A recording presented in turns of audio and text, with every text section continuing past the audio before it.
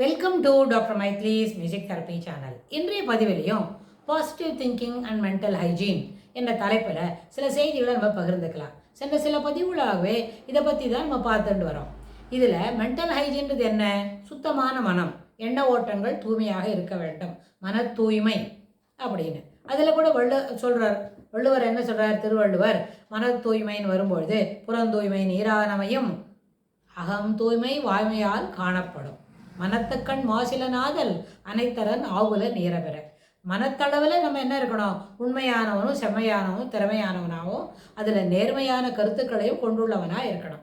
இதில் நம்ம ஒரு முக்கியமான முயற்சி செய்யணும் எல்லாருமே. இதில் நெகட்டிவ் தாட்ஸ் இருக்குது நம்மளோட எண்ண ஓட்டங்களில். என்ன? எதிர்மறை.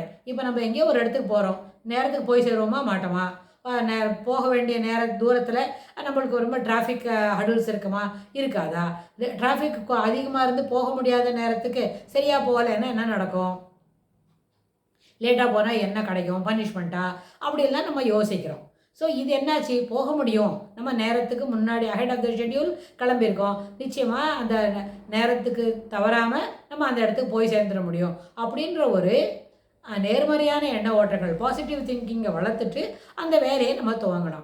இதில் முக்கியமாக நம்ம என்ன புரிஞ்சுக்கணும், என்ன தெரிஞ்சிக்க வேண்டிய விஷயம் என்னன்னு கேட்டால், we should make our effort to understand certain things. என்ன? The values of our thinking. அதாவது எப்படியெல்லாம் நம்ம யோசிக்கிறோம், we should understand the value. எப்படின்னா our way of thinking, our expressing our feelings, our என்ன exhibiting our behaviour, our mindset in taking things in our stride and following things to make things happen அப்படின்னு சொன்னால், ஒரு விஷயத்தை நம்ம பார்க்குற விதம், அதை அணுகிற விதம், அதில் கிடைக்கக்கூடிய நேர்மறையான கருத்துக்கள், அனுபவங்கள், இது எல்லாத்தையும் மனசில் வச்சுட்டா இந்த எண்ண ஓட்டங்களுக்கு தகுதமான ஒரு வேல்யூ அங்கே நம்மளுக்கு கிடைக்கும். நம்மளுடைய எண்ண ஓட்டங்கள் நேர்மறையாக இருந்தால் அதுக்கு தகுந்த ஒரு வேல்யூ நம்மளுக்கு கிடைக்கும். ஸோ நம்ம இப்போ யோசனை பண்ணுறது நம்மளோட வேல்யூவை, நம்மளோட எண்ண ஓட்டங்களோட பலன் சில நேரத்தில் அது வெகுமதியாக கூட இருக்கும். சாதாரண பலன் ப்ரைஸ்ன்னு சொன்னால் ஒரு சாமானுக்கு என்ன விலையோ அது கொடுக்கறது சாதாரண விலை. ஆனால் விலையை காட்டிலும் அதிகமாக, விலைக்கு 2 மடங்கு அதிகமாக நம்மளுக்கு பணம் கிடைக்கிறதுன்னு சொன்னால் அது பேர் என்ன? அது பேர் வெகுமதி. அதனால் we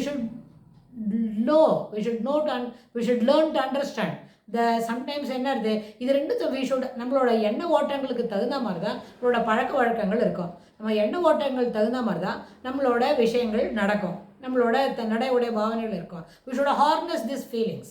இந்த ஆக்டிவிட்டீஸையும் we should understand that the value of our thought, the value of our thinking, the value of our exhibiting activities, அது எப்படி இருக்கு? ஒரு வேகத்தில் போயிட்டே இருக்கிறோம், பாதியில் திடீர்னு ஒரு பிளாக் பண்ணிக்கிறோம் அப்படின்னா அந்த எண்ண ஓட்டங்கள் அந்த தடை படும் பொழுது எண்ண ஓட்டங்களில் என்ன சீரான ஒரு தெளிவு இல்லை. அது எப்படி இருக்கணும்னு கேட்டால், ஒரு தெளிவான நீர் ஓடை செல்லும் பொழுது அது எப்படி இருக்கும்? தெளிந்த நீரை கொண்டு செல்லிக்கொண்டே இருக்கும், தொடர்ந்து போய்கொண்டே இருக்கும். It will not come back. அது பாசிட்டிவாக போகிறதுன்னு அர்த்தம்.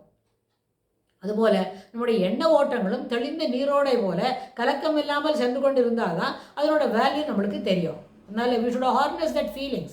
அதாவது ரெண்டுத்தையும் ஒன்று சேர்த்து நம்மளோட அந்த வேல்யூ நம்மளுக்கு எப்படி இருக்குது, இதுக்கு நம்மளோட முயற்சி செய்யணும். இதில் முயற்சி செய்யும்போது அது புரிஞ்சாதான் அந்த வேலையை செய்வேன்னு ஆரம்பிக்காமல் தொடர்ந்து அந்த வேலைகளை நம்ம செய்து கொண்டே இருக்கணும். அதுக்கப்புறம் அதுக்கு there will be a day for it. Some gentleman will come.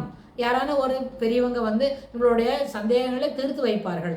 தீர்த்து வைக்கிற நாள் வரைக்கும் பொறுமையாக இந்த வேலைகளை தொடர்ந்து செய்யணுமே தவிர, அதாவது பாசிட்டிவ் திங்கிங், கிவிங் ஆக்டிவ், நம்மளோட நடவுடைய பாவனையில் இருக்கிற சிறப்புத்தன்மை, எண்ண ஓட்டங்களில் நேர்மை, என்ன சிறப்பான நடைவுடைய பாவனை, பெரியவர்களுடைய அன்பு, மரியாதை, பணிவு அப்படின்ற அந்த வேலைகளெல்லாம் எதுக்கு நம்ம வை ஷுட் வி பி என்ன மரியாதையாக இருக்கணும், எதுக்கு நம்ம பணிவு காட்டணும் அப்படின்றத அது சொன்னால் தான் நம்ம செய்வோம்னு காட்டுருக்காம we did not wait for it.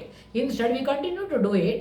அதுக்கு என்ன சந்தேகங்கள் இருக்கோ அந்த எல்லா சந்தேகங்களும் தீர்த்து வைப்பதற்கு ஒரு நாள் வரும்.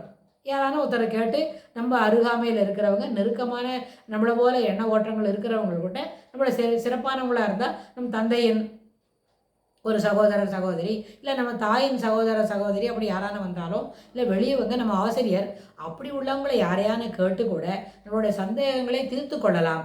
ஆனால் அதுவரையிலும் அந்த பயணத்தை தொடர்ந்து செய்து கொண்டு இருக்க வேண்டும், விடாமல் செய்ய வேண்டும். அப்பொழுதுதான் அந்த விஷயங்களை தொடர்ந்து செய்யக்கூடிய ஒரு முறை இருக்கே, அது அறுபடாமல் இருக்கும், தொடர்ந்து வந்து கொண்டே இருக்கும். அதனால் harnessing our feelings, harnessing our emotions.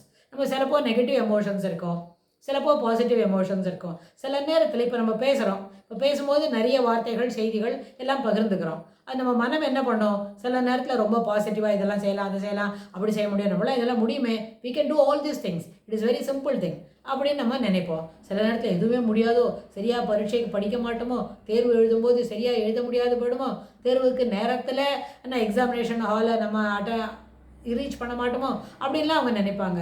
தேர்வு எழுதக்கூடிய அந்த இடத்துக்கு நேரத்துக்கு சென்றால்தான் நம்மளை உள்ளேயே அனுப்புவாங்க, அப்போ தான் நம்ம பரீட்சை எழுத முடியும். அதுபோல் இருக்கு, போக முடியாது படுமோ, சமயத்தில் நம்மளோட எழுதுகோல் சரியாக வேலை செய்யாத போகுமா, அப்படிலாம் நம்ம நெகட்டிவாக யோசிக்கிறோம். அந்த மாதிரி தாட்ஸும் வரும்.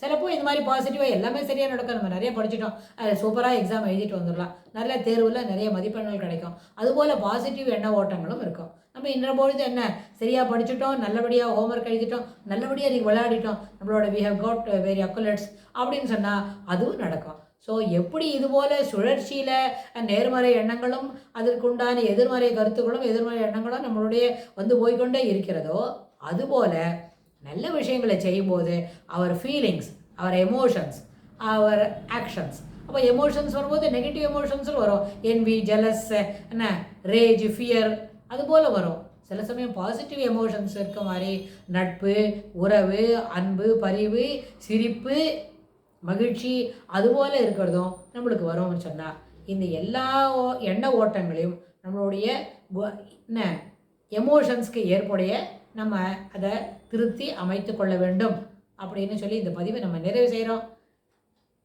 இதுக்கு தொடர்புடைய செய்திகளை வரப்போகிற பகுதிகளில் பார்க்கலாம்.